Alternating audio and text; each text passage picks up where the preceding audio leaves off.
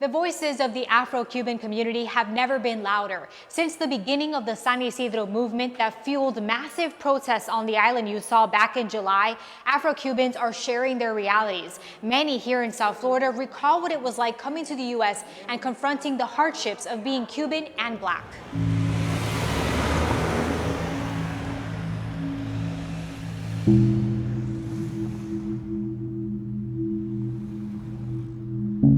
This is the first place that I lived when I arrived from Cuba.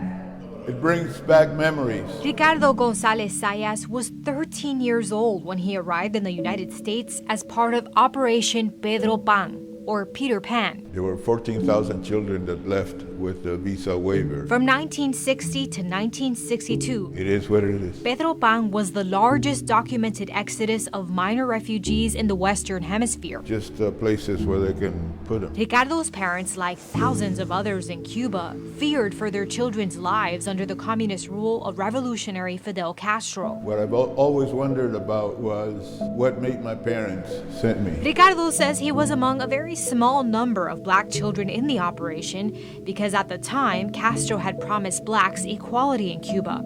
Prior to Castro's takeover, Black civil rights groups had made significant progress. He takes credit for all this progress made by Black Cubans, and in 1962 declared racism over in Cuba, and then disbanded these Black civil rights movements. John Suarez, the executive director of Center for a Free Cuba, says this is the reason why Black Cubans did not flee the island in the numbers white Cubans did. This quote about no blacks, no dogs, no Cubans reminds me that and fear of how they would be treated in the United States. No blacks, no dogs, no Cubans. Posted in an apartment building, and I felt fortunate that I was not a dog, or else I would have completed that despised trifecta. Ricardo wrote those words in his book, Black Pedro Pan, recalling what it was like for the Black Cubans in South Florida. The few that left usually ended up in New York City because Miami was then the Jim Crow South.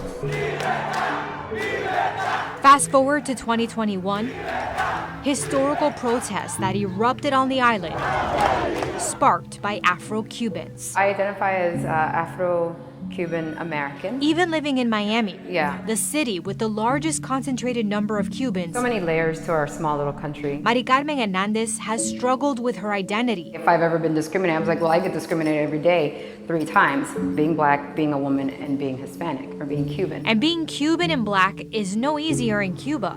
According to an international advocacy organization called Minority Rights Group, quote, limited statistics available suggest that Afro-Cubans live in the most neglected parts of Cuba's urban areas, especially in Havana.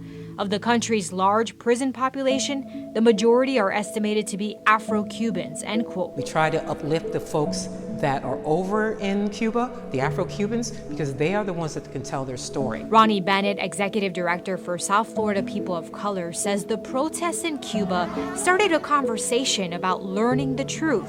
Afro-Cubans have primarily represented the dissident movement in Cuba for the last 20 years. Individuals, especially Black Cubans, are being targeted by that regime because the regime's view is you're supposed to be grateful because we ended racism in 1959. So if you have anything to complain about, they punish you doubly. Yeah. Ricardo says he doesn't know the Cuba of today. I don't really understand how you can live in a system where you can't speak your mind. But seeing Cubans rise against the regime Makes me feel hopeful. he's grateful every day. His parents' despair led them to make the best decision they ever could for him. I wouldn't change my life in any way. Michelle Quesada, WPTV News Channel 5.